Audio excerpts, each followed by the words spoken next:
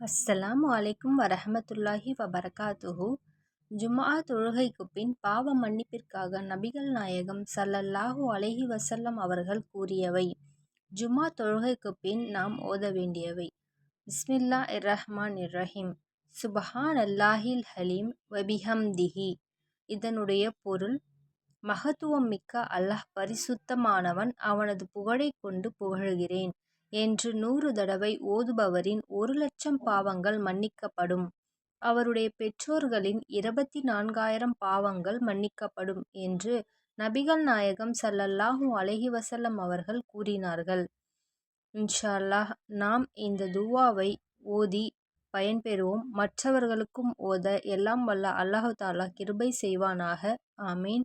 இந்த துஆவை ஓதுவதினால் நம்முடைய அனைத்து விதமான பாவங்களும் மன்னிக்கப்படுகின்றது.